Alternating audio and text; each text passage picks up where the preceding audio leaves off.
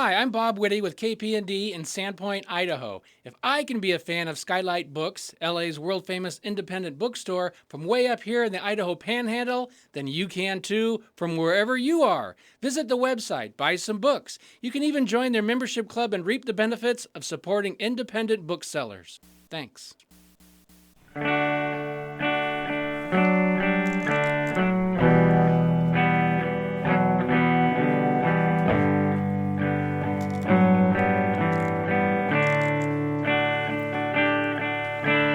Meet me on the softer side. Meet me on the softer side. Softer side of your heart. Hi there, and welcome to the Skylight Books author reading series. You can find out about this and all of our other author events at www.skylightbooks.com, where you can also browse our inventory as well as order books online. You can also follow us on Twitter or even be our friend at facebook.com. If you'd like to talk to a real person, we can be reached at 323-660-1175. And don't forget, Skylight Books depends on listeners like you to help support us. So whether you're in our neighborhood or browsing online, buy a book or two to help ensure that we'll be around for a long, long time. Thanks and enjoy.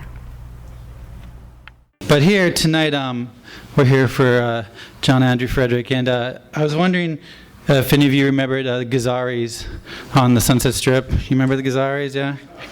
Well, on the radio, the KMET, the Mighty Met, you would hear Bill Ghazari on there, and he would do his ad, and he'd say, "This is Bill Ghazari, the godfather of rock and roll. All our bands got foxy guys in them. If these guys aren't foxy, they aren't on my stage. The same stage where the Doors and Van Halen started." So I'm kind of feeling like Bill Ghazari tonight a little bit. I feel like I got a little bit better, though, because not really just the godfather of rock and roll or good intentions or writing, but all of these things, tonight with John Andrew. John Andrew Fredrick is the kind of person I get jealous of. He's got 17 albums and 2 books. I have 1 album, and I manage a bookstore. And that's it. They're both really good. They are good. It's a good life. But I'm still very jealous. I am jealous.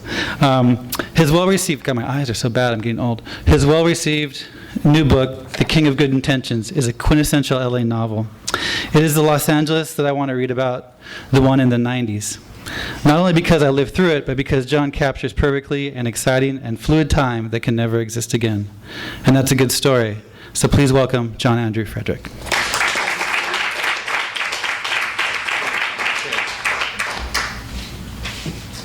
Thank you so much for coming, everybody. I'm going to start with a passage, if I could find it. The narrator has a doppelganger or an alter ego whose name is Junior. And he prepares for high school by attempting to learn guitar. And the hippie chick who teaches him how to form chords and write songs fucks off to India with her boyfriend. Unbeknownst to Junior, he had no idea that this woman he had a crush on, a late junior high school crush on, was going to break his heart. So he goes off to prep school, and he decides instead of music to take up sports.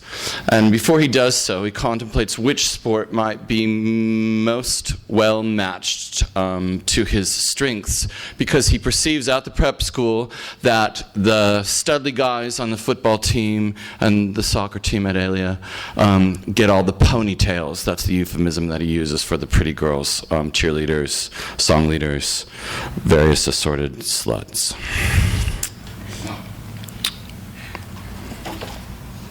And not sluts as well. Neither brawny, burly, beefy, brave, stupid, reckless, fast, violent, or insane enough for football, Junior tries out for the volleyball and tennis teams, sports where the other side is on the other side of a net that will ostensibly stop the opponent from hurting and thus humiliating him. In in front of the understandably far fewer ponytails, as opposed to the football team, that come to watch the matches in his fields. The nets are immaterial somehow any old way. However, in that, even though he makes both teams, Junior is a sempiternal scrub. He rides the pine ski all year in junior varsity volleyball and holds on by his teenage fingernails to the last rung of the tennis ladder. As the lowest of the low on a team that is ranked high in the Golden State, Junior's not permitted to travel with the traveling team. Coach Chip Von Chip only lets him play home matches. Junior's usual opponents in said contests are often hefty, incessantly sneezing allergy or asthma sufferers whose draconian parents have forced them to play sports. Boys whose lackluster or effete strokes, as it were, would be more appropriate on butterfly catching excursions to central Ecuador or in public swimming pools other than on sun-kissed Southern California tennis courts. How, with all the sneezing and wheezing that's going on, they even keep hold of the handles of their respective Jack Kramer, pro staffs, or Bjorn Borg endorsed Donnays is a total wonder. It's a good job, by the way, that I see two of my tennis friends here who will catch the allusions to Jack Kramers and Bjorn Borg Donnays, and some of you maybe who are aficionados of the sport. Anyway, there must be, Junior thinks, there must be some sport that he can acquit himself at adequately. There must be some field where he can pocket his little share of the glory, sew a letter on his sweater, and have a shot at a ponytail. Track and field requires swiftness and strength, plus stamina. Disqualified. As does cross country. Pass. The basketball coaches not only constantly Stanley Kowalski at the players, but also require them to get crew cuts and sign affidavits that they will not, under any circumstances, drink beer or bong, puff, toke, pipe the demon weed, marijuana. Foul, fuck that. Forget it. Junior is convinced that the basketball coaches' rebarbative edicts may even be illegal. He's done some research. He hopes to become a lawyer someday, just like Junior Senior. In his requisite yearly interview with the school counselor, Junior has waxed semi-eloquent about his barristerial aspirations. The counselor has, in a way, been very encouraging about his desire to become a lawyer.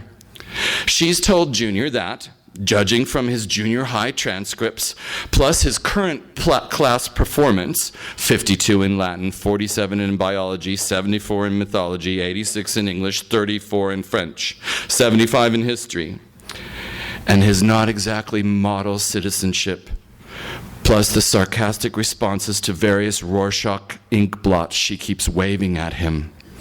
He is definitely on the way to becoming the sort of person who will at least spend a lot of time in court. About basketball, Junior's pretty good at hoops. He can really shoot. But he has curiously deduced that adolescent hormones need a certain amount of beer and drugs in order to thrive, flourish, and produce clear skin. For evidence, just look at the kids on the b-ball team. Many of the poor players have archipelagos of maximum acne on their faces, and ponytails, Junior's pretty sure, do not find acne an attractant. Junior imagines the basketball players' kit bags stuffed with bottles and bottles of push-and tetracycline, along with their warm-up jackets and uniforms. Youch, he'll look for another sport. There's always soccer. But soccer, it seems, is exclusively for foreign exchange students and people of that ilk who don't mind the occasional cleat or toe in the shin. Punt. Golf? Please. You ride around in a cart, wear repellent plaid pants or pants with pleats, and you hit a little ball towards a hole, and no one tries to stop you. That, Junior Epiphanies, is the definition of a sport. Someone has to try and stop you from doing something. The minute you get to run, and maybe scream, at Arnold fucking Palmer or Jack fucking Nicklaus and try to knock the club out of his hand as he's putting, then it's a sport, baby. Then it is. Otherwise, it's just, as our good old friend Samuel Johnson says, a good walk spoiled.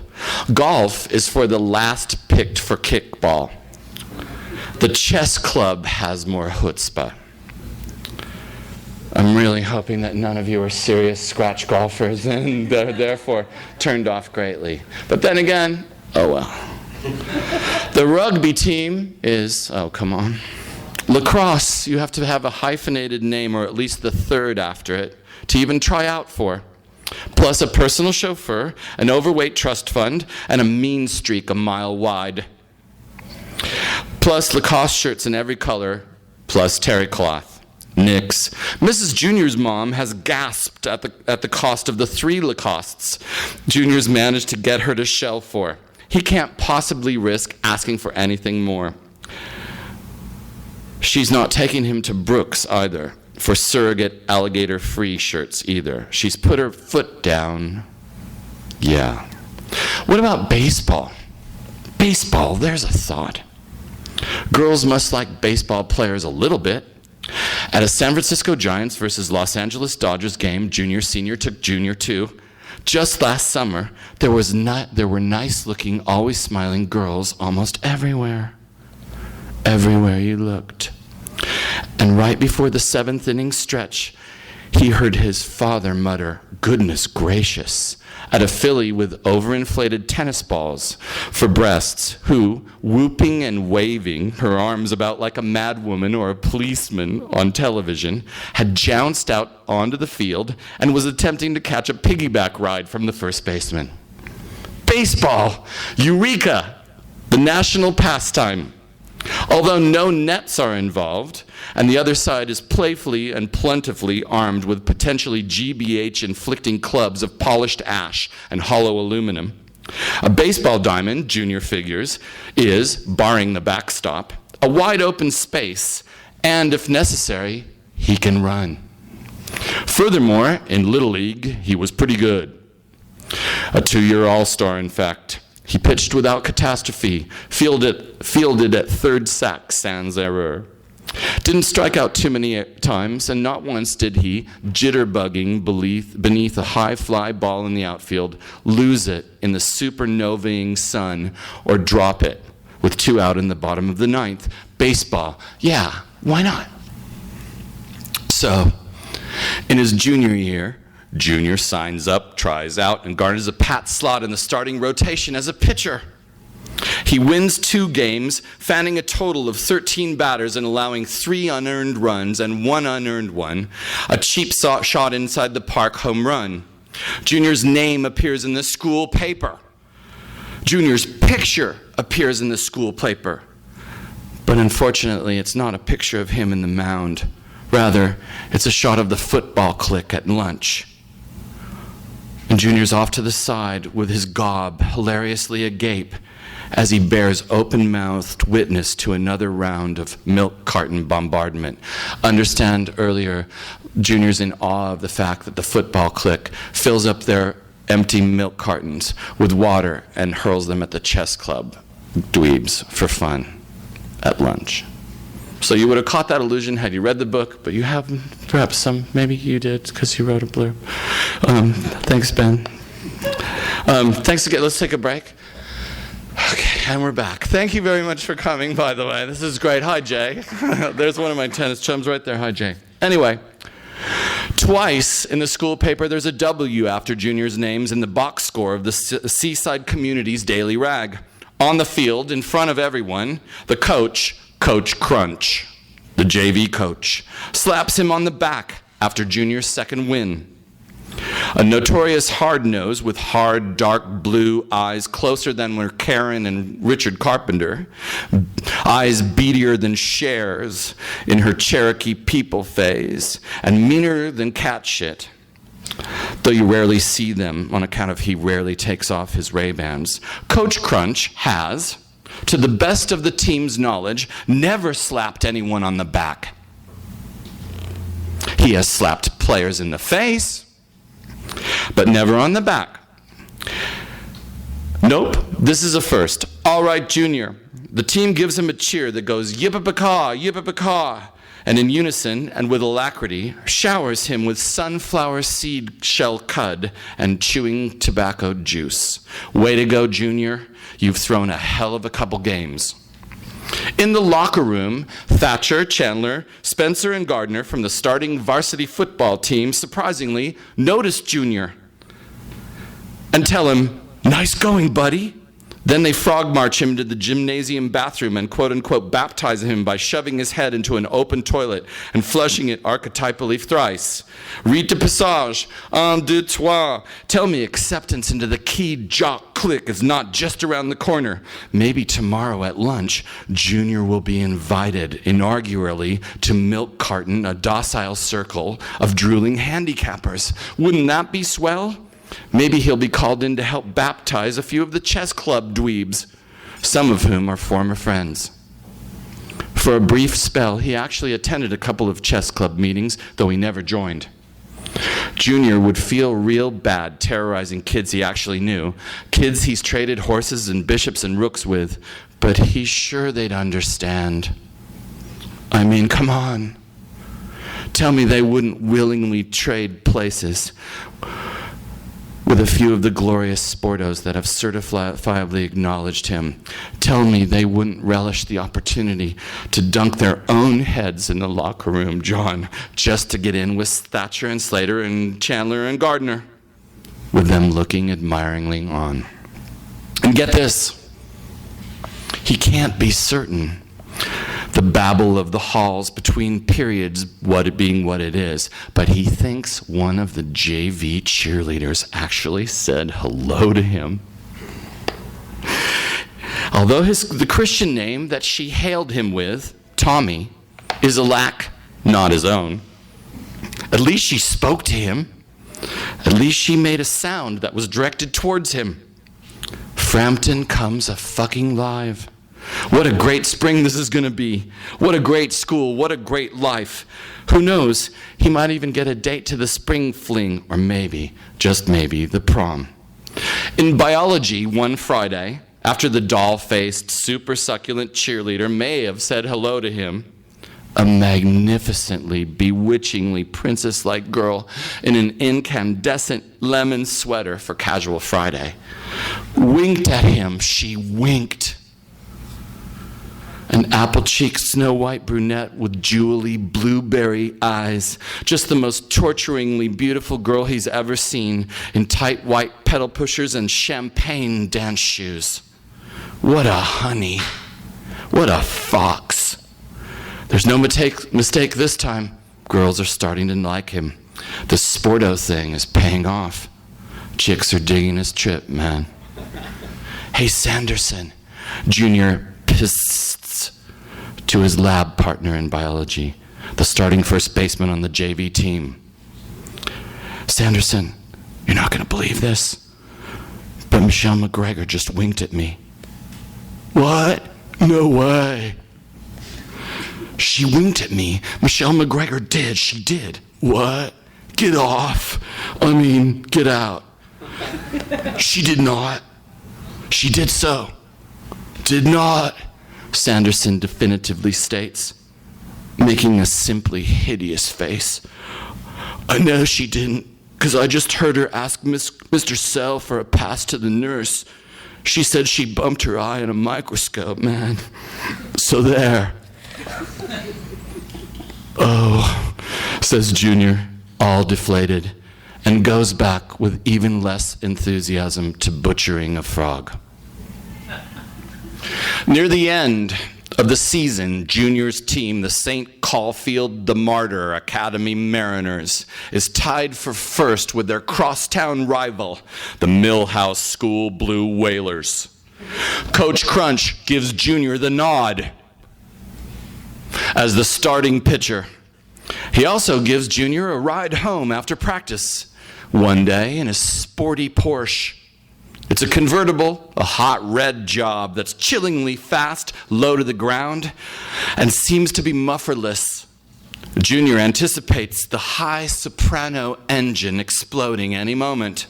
Accompanying them, sitting on Junior's lap in fact, is a foxy sophomore who keeps stats for the team, and also, rumor has it, fucks Coach Crunch. For Coach Crunch walks taller than John Wayne, is more tan than George Hamilton, and has teeth that sparkle harder than any set of dentures in an ultrabike commercial. Handsome is he, cut, with facial features more chiseled than any personage painted by Modigliani, you might say so. The fine skin on his jawline tightens in a New York instant. His slightly ski-jump nose is thin and perfect. His softly wavy, wine-dark ex-marine hair marinates in Brill cream. Palpable muscles ripple every which way, pulsate, bulge, heave, and wave. Even the coach's ears signify, I can bench press 3 times my body weight. In bun-tight, blood-red lycra, coaching shorts, gray workout St. Paul athletics tee, blinding white knee socks, and flatulent black windbreaker, Coach Crunch struts towards his class. Of course he teaches U.S. history, where he not only advances the theory that American television lost the war in Vietnam.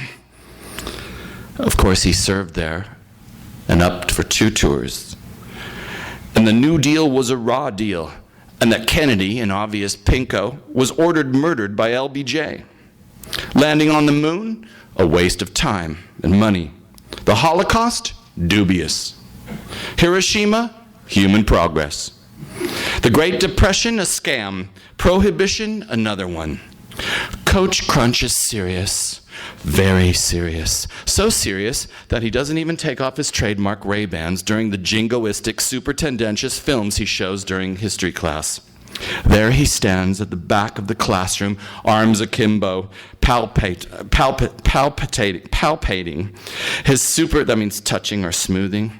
It's a Nabokovian word. I ripped it off from him. Sorry, Vlad. Palpating his super slender, very fit hips, ready to punch something or bark at it. Sometimes he's so serious that he speaks entirely in capital letters. Perhaps at a stab at egalitarianism, perhaps ironically, he customarily refers to the students as individuals.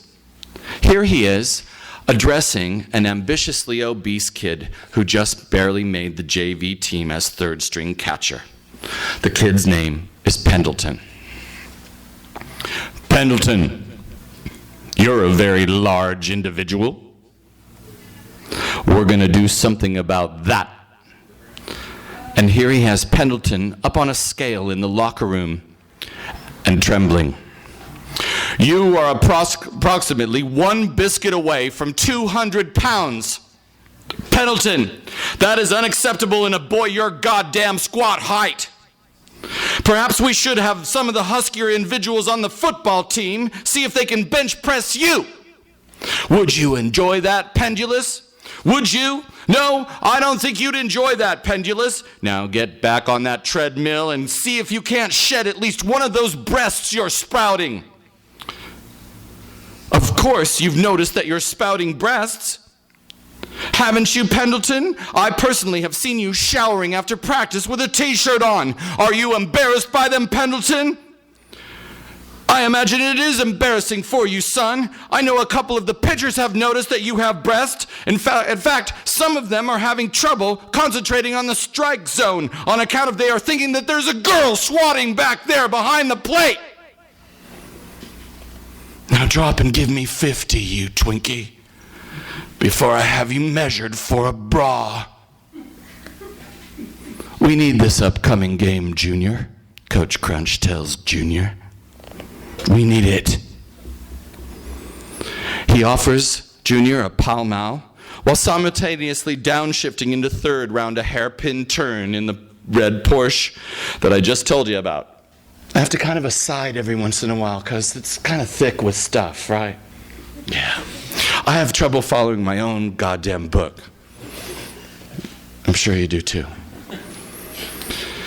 So there we are back in the car. The foxy sophomore's on Junior's lap.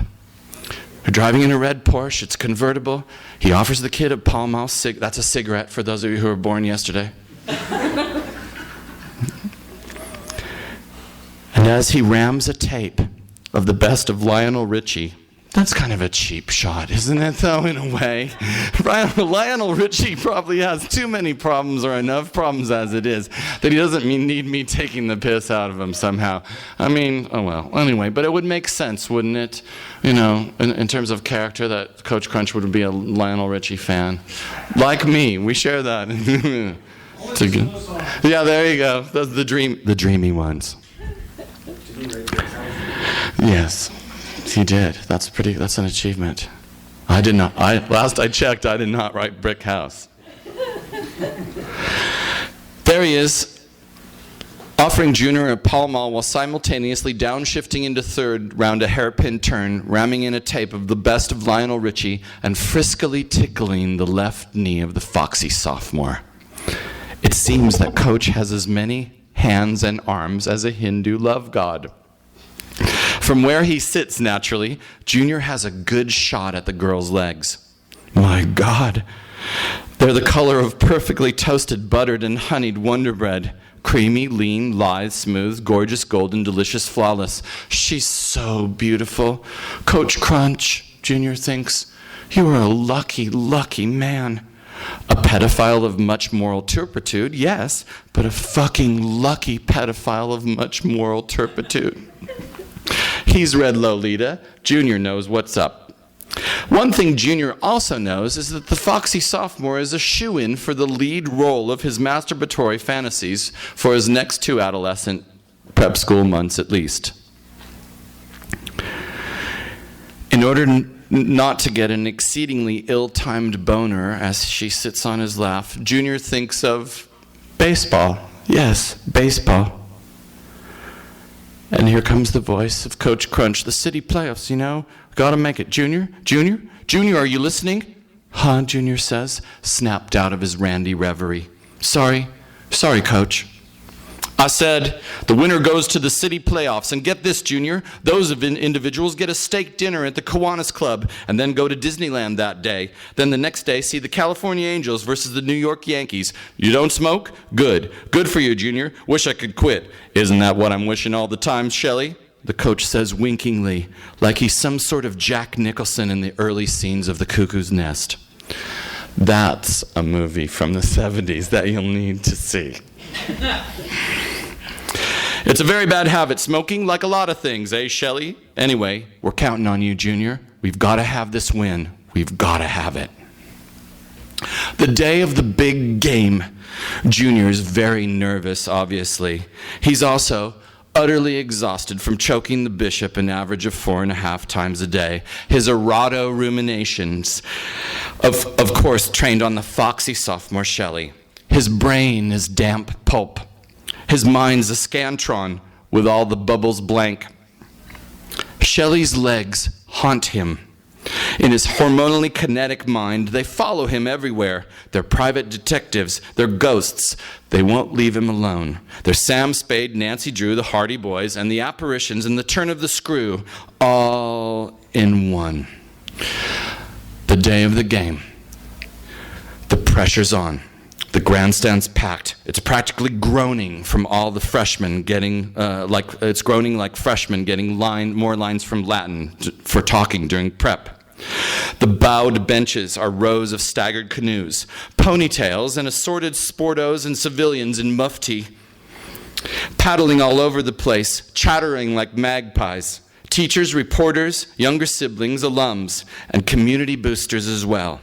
Some Major League farm team scouts are even said to be out. Practically the entire school's there. The adjacent varsity stands are also overburdened with rubbernecking and simply necking spectators alike. People are starting to wander over from them on account of the senior team is winning by a score of 21-1 in the 3rd inning, simply pasting the crosstown rival. Junior has heard a rumor that one of the stars on the varsity team ran out a shot to left by running backwards to first. Amazing, this sporto school. What showmanship. What, well, not sportsmanship, but tradition? Aplomb? Fans fan out along the JV backstop, the far back of the third and the first baselines, the snack bars running out of hot dogs, popcorn, ice cream sandwiches, red vines, Cracker Jacks. Individual-sized pepperoni pizzas are flying out of there like frisbees. It's crazy. Tall clouds merry, far awayly in the mid-spring, lightly smoggy, tangerine and Prussian blue sky. And a soft, tinselly light suffuses the longish grass of the outfield.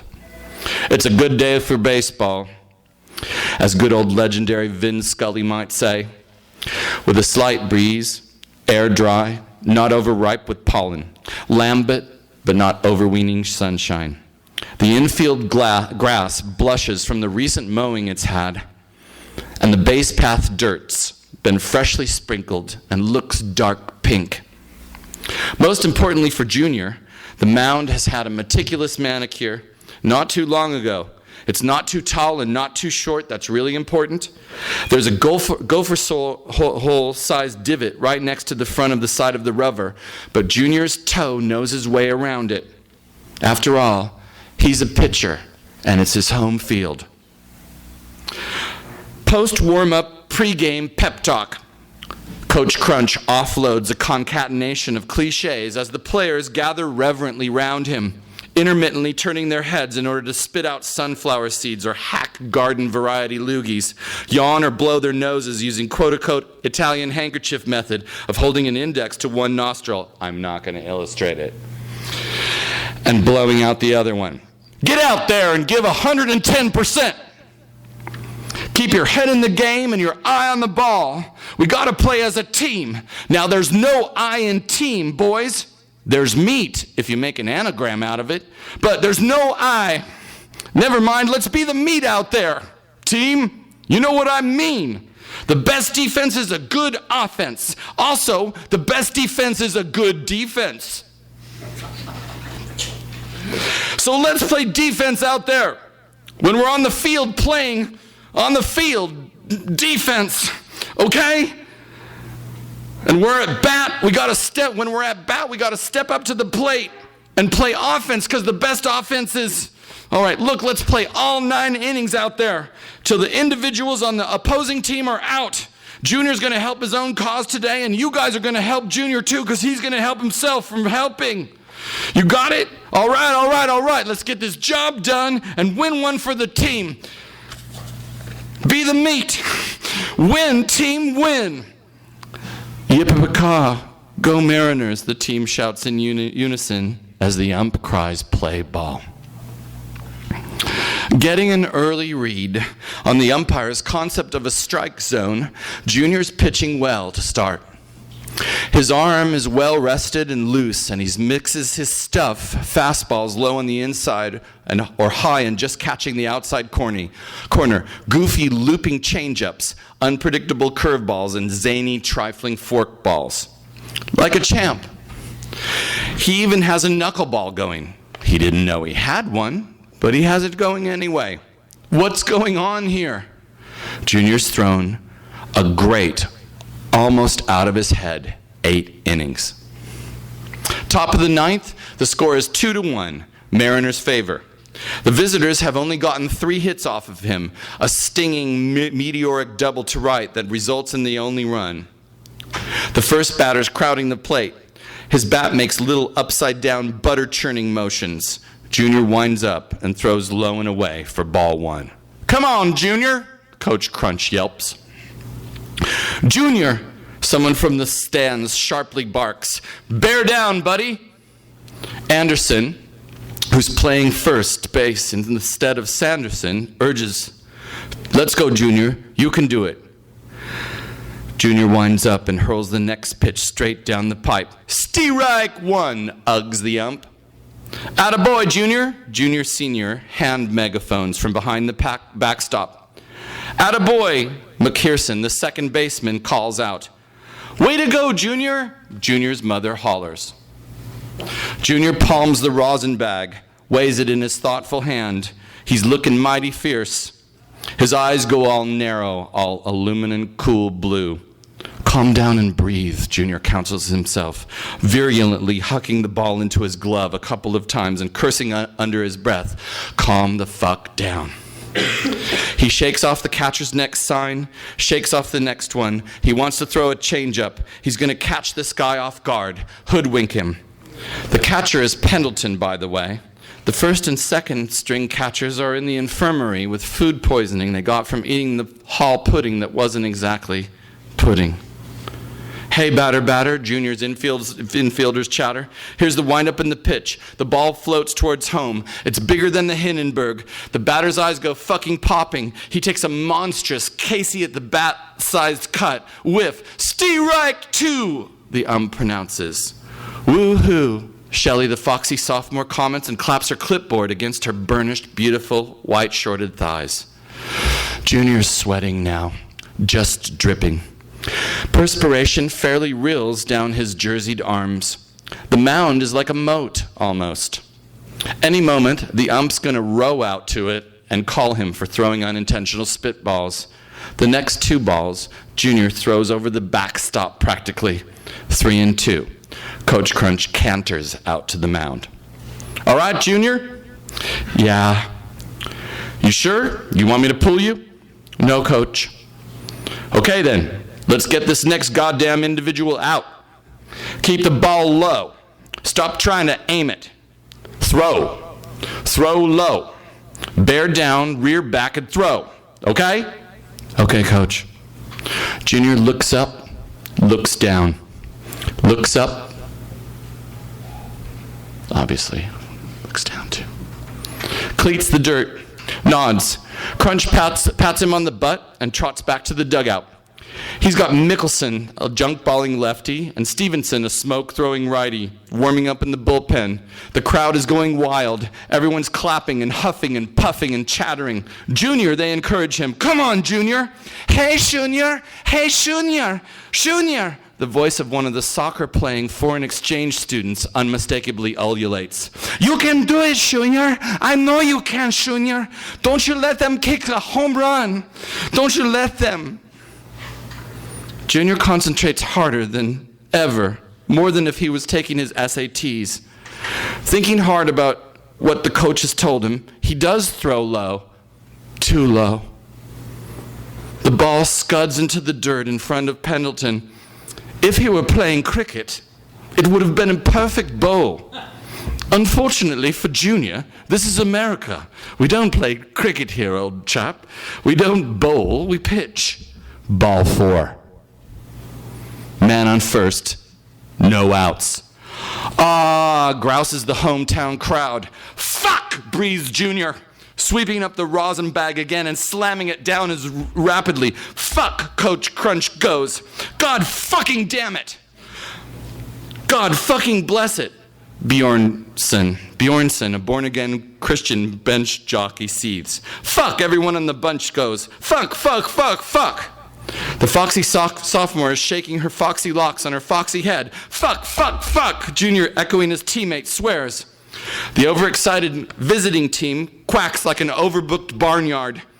Out Crunch comes again to the mound. His face is as red as his cap. The St. Caulfield insignia is wider than any scary movie specter. The Millhouse's team's fans boo. The St. Caul's fans razz them. The visitors blow raspberries back. Someone discuses a smoking Tyro pepperoni pizza into the dugout of the visiting team. Their starting catcher catches it like a foul line drive and pops it whole into his mouth. He chews it, spits it back in his glove, kneads it into a quote-unquote fastball, softball, then rifles it back towards the hometown stands. A freshman in silver wire rims catches it with his chessboard. The St. Caulfield's fans, with voices high and eminently taunting, jeer once more. One of the girls' soccer team angrily kicks an errant batting helmet high above the head of the visitor's first base coach. It has all the force behind it, her kick, of a frustrated Catholic prep school girl in a very sexy kilt. It's exactly the sort of legendary sexually frustrated behavior that has led Junior, a Protestant, to beg his parents to send him to a Catholic prep school. The helmet flips cinematically up and high into the air.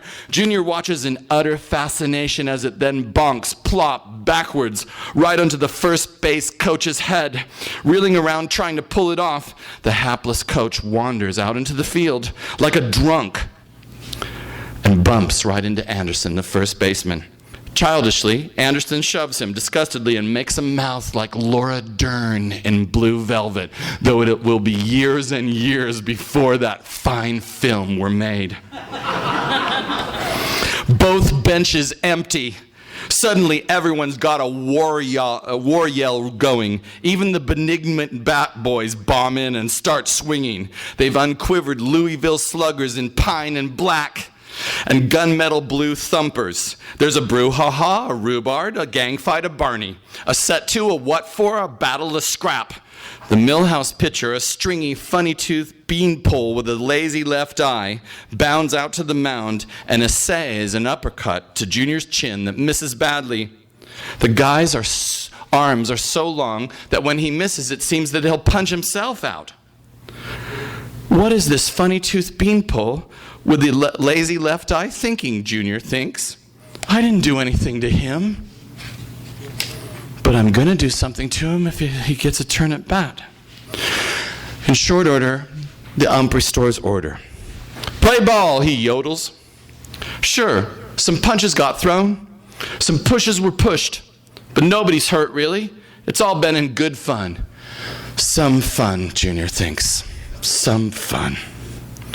The infielders tenderize their gloves with their fists as a freak wind picks up a darker, less tall clouds roll ominously in. The faithful leaves on the trees of the St. Caulfield campus sigh and whimper and sigh in the breeze, auguring the thrill of victory and the agony of defeat, like what every American sports fans heard about on ABC's Wild World of Sports for years and years and years. There's a dull lull and the eeriest of silences. Everyone notices it. Suddenly, in come the junior varsity cheerleaders with their cheer. 1 potato, 2 potato, 3 potato, 4. Let's go T-mode, don't you let 'em score. Toy boat, toy boat, toy boat. Junior, junior, don't be the goat. As the cheerleaders yell, yay, all right, etc., Junior, who's now rattled, nettled, spooked, and shaken, knows he's going to be the goat. He can feel it. He can sense it. Thick whiskers are starting metaphorically to sprout from his chin. Any second, a pair of horns is going to punch through his cap. He takes it off his cap, wipes his brow, and kicks at the dirt at the edge of the mound. Sweet St. Caulfield, he's even stamping like a billy goat. When he tries to talk to the shortstop, his voice sounds like a fucking bleat. He's all bandy-legged and shit. He can easily picture himself chomping on a tin can or a shoe. A baseball shoe. Retired. Any minute now, someone's going to come along and transfer him to a prep school in the upper outer Andes. That's where goats might live. You guys are, it's not meant to be that serious. The joke is on everyone. If you don't like baseball, this isn't going to be your motif, is the thing. But wait, just wait. I mean, no, he doesn't transmogrify into a goat and, it's the Hunger Games. The spell's broken, eh? The next batter is a monster at large, a cannon on the loose. The kid who ripped a shot past Henderson, he has a legless park bench for a bat, distracting acne, and a facial tic that's straight out of an abnormal psychology in class instructional movie. The black eye he's received at who knows whose hands during the melee shines blackly like he's Alex in Clockwork Orange, or Rocky in Rocky. Holy Mary, Jesus Christ Almighty, Junior puts on his most grim game face and says a little prayer. Dear Jesus, God, and Holy, Holy Ghost, forgive me my sins and let me whiff this guy, O Lord. If it be your mercy, Lord, let me, just this once, Father, God grant me the strength to fan this batter, or at least get him to ground out, Jesus. In the name of the Virgin and all of the saints, and especially St. Caulfield, we pray. Amen. He pulls the bill of his cap so far down, he might as well be an atavistic extra on the set of The Treasure of Sierra Madre. On that mound now, he's one mean hombre, a ball-playing hidalgo. The batter chokes up. Junior winds up, throws a really fast fastball. The batter takes a cut so hard he spins round twice. Strike one, uggs the ump. Junior's got him now. You can sniff the batter's fear. Reaching back and throwing all he's got into it, Junior blows another fastball the batter's way. The batter connects. The ball swans up, then arabesques up, and out, and swims away from the diving left fielder. Foul ball. 0-2. All right. Nervous applause, tentatives in. Junior relaxes a bit. He gets his nerve back. The next pitch, an unbreaking curveball. The batter grounds hard to Robinson, the shortstop. 6-4-3. Robinson to Sorensen to Anderson. A beautiful textbook double play. Yes. The hometown crowd is absolutely bonkers. The bullpen bench, Coach Crunch, and the foxy sophomore are positively crackers. 2 out, 2 down, 2 away. Let's go. Let's get this next guy. All right. This guy can't hit. Hey, batter. The bench sounds like a convention of Jerry Lewis's. The stands hubbub like a courtroom in a Hollywoodish murder trial. The cheerleaders come a-tumbling in midair, semaphoring madly. Romanian or Bulgarian trapeze artists have nothing on them. Well, almost nothing. It seems as though one of the tumbling song girls didn't quite round out a backflip and is being carried away on a stretcher. Her tongue is lizarding out of her mouth and her neck is fully pretzeled. The crowd are now out of their heads, beside themselves. They barely even notice that the girl is turning ultraviolet purple. One more out, they mantra, one more out. Junior's pumped. He's no goat. He can do it. His mom just said so. You can do it, Junior, he just heard her yell. You can do it. Come on, you son of a bitch. Son of a bitch, thinks Junior. He's never even heard her say dang before. This is unbelievable. What's the matter with her? What's gotten into her? Alcohol, Junior thinks. That's what's gotten into her. My mom drinks. She day drinks, no less. Good God. Junior looks over to the dugout. The bench has their rally caps on with their red caps backwards. They look like signal escapees from a snaggletooth chain gang on Devil's Island, French Guiana. Papillon much? The cheerleaders cheer one last singular cheer. Hollywood, Westwood, Southern California. This here cheer is here to warn ya. Pep Squad butts and Pep Squad tits. Junior, this is it. Yay team, watch that bunt. Junior, you can lick some cunt. For the first time in your life, fuck me like a drunk housewife. Strike him out and get this win. Then perhaps you'll get some trim. Jupiter, Mars, and holy Venus, you want me to suck your penis? Aren't you tired of pulling it about? Junior, get this out. Junior has struck out the next guy twice. No problem. Just get this last guy out and ready yourself to be orgullously carried from the glorious field on the victorious shoulders of your triumphant teammates. One more out, just one more. Come on. The sun is humming low in the sky now. The clouds look like they're puckering. Junior's fingers seam the new rawhide as the ump tosses out to him the ball and he throws a screwball for strike one. But then, on the very next pitch, the batter squares around and soft as kisses, bunts down the first baseline. Fielding. Junior forgot all about it. He hurriedly penguins towards the ball, picks it up with his bare right hand, and does a little crow hop, and hurls it straight over the head of the first baseman. Oh my God, he's forgotten that Sanderson's backup, is shorter than the attention span of a kid on Ritalin. Shit. The batter's numinous royal blue helmet rounds first and pop slides up into second as the right fielder throws too late. Oh no, the despairingly querulous hometown crowd goes. Oh no. Next up is the guy who lanced one to right for a double. Shoot! Junior, who's been well coached by his ex-Little League coach father, decides to walk the batter in order to have a force out at third. The inspissated visitors' rooting session hisses as the batter takes first. Now it's 2 down. Man on first and second. Junior's thinking he's going to wet his baseball pants. Ball 1, low and inside. Ball 2, high and away. Ball 3, just missing the corner. Pendleton waddles out to the mound and plumps the ball into Junior's pancaked glove. All right, Junior, what do you think, Pendleton? Throw your slider.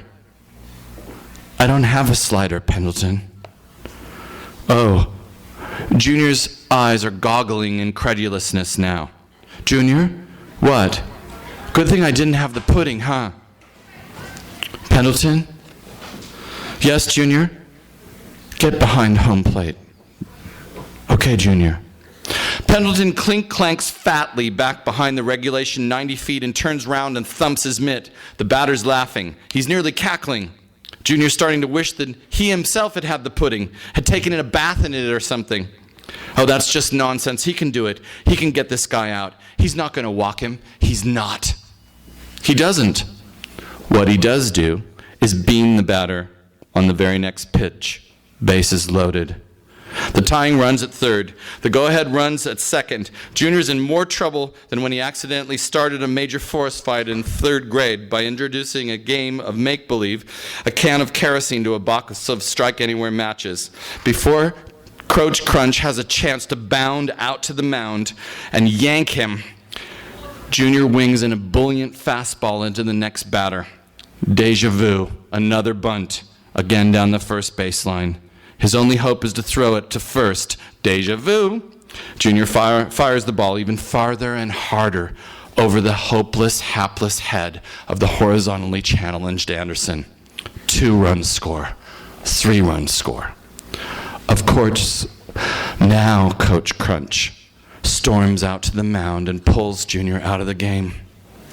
Nice going, loser! He sneers and orders Junior to run 12 laps around the field while the game is still going on. Crestfallen isn't the word for it, kids. As Junior dons his warm-up jacket and starts his laps, no romantic poet in the history of English lit has known dejection like this. No romantic poet in the history of English has known dejection like this. Not even the ones who had to deal with being perennially destitute, losing duels, dating crazy poetry groupies, or drowning in picturesque Italian lakes. No romantic poet ever played big-time prep school baseball. No row poet had to deal with the vituperative likes of Coach Crunch and a depressingly diminutive first baseman either. Oh no, Junior lugubriously muses, it isn't Anderson's fault. It's mine. This isn't a metaphor anymore. This is life. A wiser and a better boy takes a shower in the St. Caulfield locker room that day.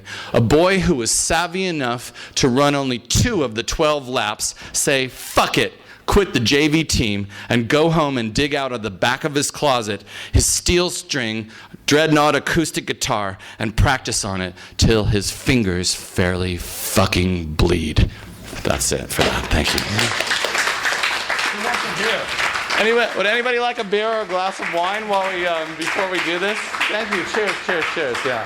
There's a whole lot of other stuff about indie rock bands and love and that thing, but that's the baseball section anyway. So why don't you guys have a glass of wine and I'll do a couple songs if you want, or Jay, come on and come to us, Jay. So yeah, if you want to have a drink or something, or should we just call it now, Steve? What do you want to do? I don't know. Let me take a break because that was really intense. I mean, for me, I don't know about for you guys, but yeah. Sorry, I'll play. Yeah, sure, I'll play. I'm gonna put a song. Let me take a 5-minute break though. Just drink among yourselves.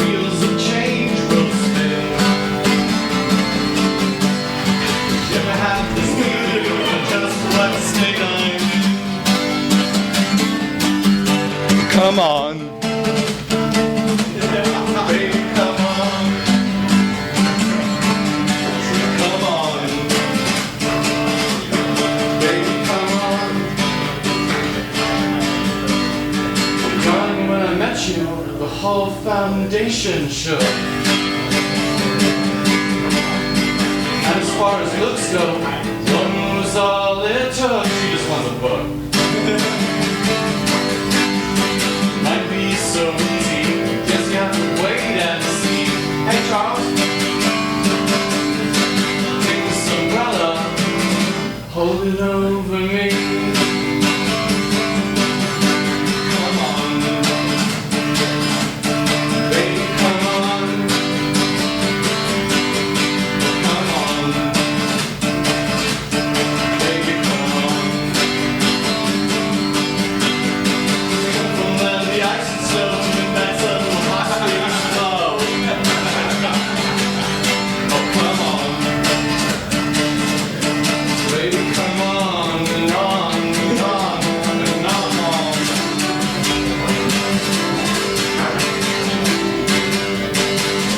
Just picture the Stones behind you going, I'm so impressed.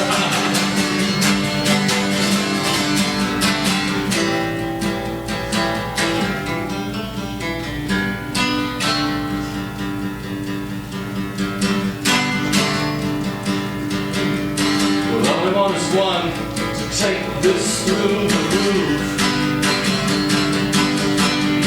With a blue umbrella, we both be weatherproof. A little sentimental, but you know, it'll work. Might be so easy, just have to wait and see. Take this umbrella, hold it over me. Everyone, come on. Baby, come on. Now do the Zeppelin thing. Come from the land of the ice and snow, midnight sun and the hot springs. Below. Oh, come on. Baby, come on. And on. It's been 2 years since I've seen you. That's so crazy. That's all I'm gonna do as far as buy my goddamn book.